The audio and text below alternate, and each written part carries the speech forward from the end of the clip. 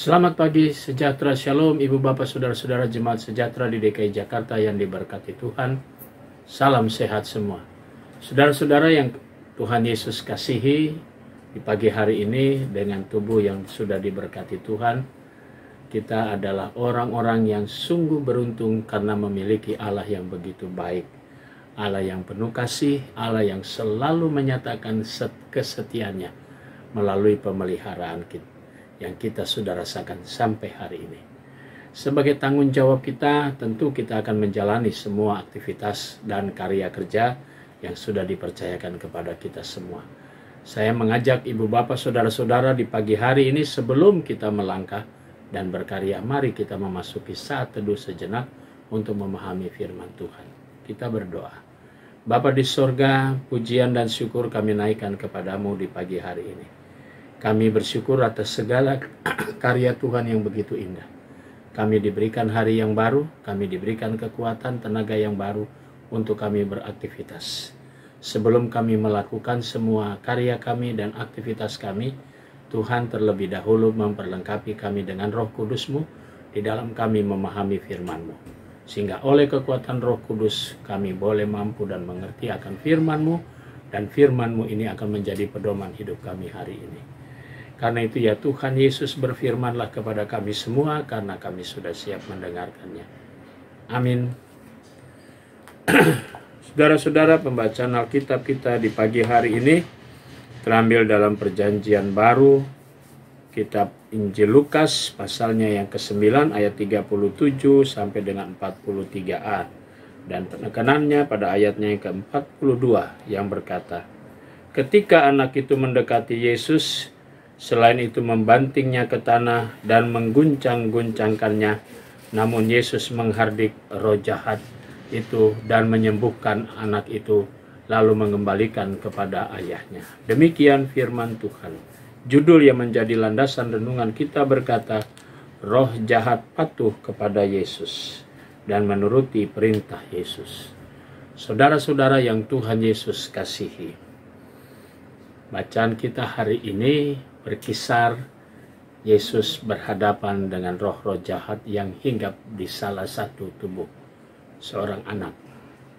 Saudara-saudara, kita bisa melihat bagaimana Yesus pun bisa menghardik roh-roh jahat. Lukas menempatkan Yesus dalam sebuah cerita yang sejak lahir Yesus hadir melalui seorang perempuan yang bernama Maria karena pekerjaan Roh Kudus. Maria hamil, Maria punya anak karena Roh Kudus. Artinya bayi yang dikandung oleh Maria bukanlah sembarangan, bukan juga manusia biasa, tetapi Allah dalam roh yang sudah menjadi manusia. Dan itu terbukti melalui karya-karya yang sudah dia perlihatkan. Termasuk dia menyembuhkan banyak orang, dan bahkan roh-roh jahat pun tunduk kepada kekuasaan Yesus. Itu menunjukkan dia berkuasa dan dia lahir sebagai Allah yang hadir dan menghancurkan segala kekuatan-kekuatan roh yang seringkali menghantui hidup manusia. Dan Yesus pun adalah Allah yang sudah menjadi manusia dan siap menghancurkan segala kekuatan roh-roh jahat, termasuk di dalamnya kuasa yang paling ditakutkan oleh manusia dan sudah dipatahkan, yaitu kuasa maut. Saudara-saudara yang Tuhan Yesus kasihi, mari sebagai orang percaya, cerita tentang Yesus yang punya kuasa begitu besar tentu semakin menguatkan kita sebagai orang percaya yang sekarang hidup di tengah-tengah zaman yang serba modern.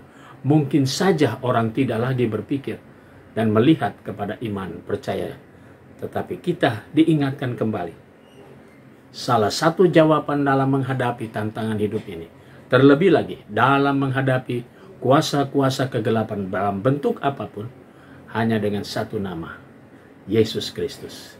Dia sudah membuktikan roh jahat pun tunduk dan dihardikan keluar dari seorang tubuh, seorang anak.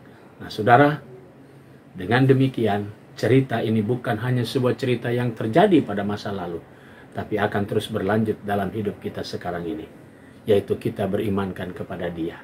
Dia yang sudah mengalahkan segala kuasa termasuk maut. Dia sudah memberikan kita kehidupan. Jangan lagi kita cari kekuatan yang lain. Carilah Yesus, karena Dia berkuasa dalam hidup ini.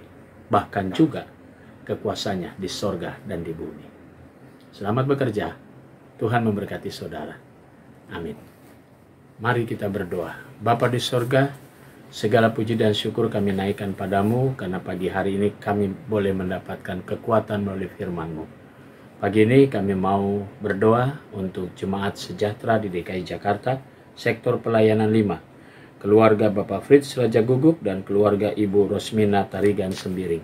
Tuhan memberkati keluarga-keluarga ini. Kami juga mau berdoa untuk jemaat Tuhan yang pada hari ini merayakan ulang tahun kelahiran Ibu Kristina Novitarini, Ibu Dwi Handayani, Ibu Lestari Koto, dan adik Adrian Tesopati. Tuhan memberkati sukacita saudara-saudara kami atas pertambahan usia mereka. Kami juga mau berdoa untuk jemaat Tuhan yang sakit, sektor pelayanan 5, kami berdoa untuk Ibu Leni Patiata, Ibu Darmila Benjamin, Bapak Paul Leonardo Nanlohi, Ibu Rastini Supriyadi, Bapak Frans Tumbol, Ibu Rosmina Sembiring, dan Ibu Sinta Mardiningsi. Tuhan memberkati saudara-saudara kami agar mereka semua kembali menikmati pemulihan dan kekuatan. Kami juga mau berdoa untuk pegawai kantor gereja, koster, keamanan. Tuhan Yesus berkati vikaris dalam pelayanannya. Kami juga mau berdoa di pagi hari ini untuk jemaat-jemaat GPIB. Kami berdoa untuk majelis sinode. Tuhan berkati beserta unsur di dalamnya, para pelayan firman dan sakramen dimanapun mereka berada dan melaksanakan tugas panggilan dan pengutusan. Tuhan Yesus memberkati. Terima kasih ya Bapa di sorga. Kami mau serahkan seluruh hidup kami. Kami serahkan doa syukur kami dan permohonan kami di pagi hari ini dalam nama Tuhan Yesus, Juru Selamat kami yang hidup. Amin.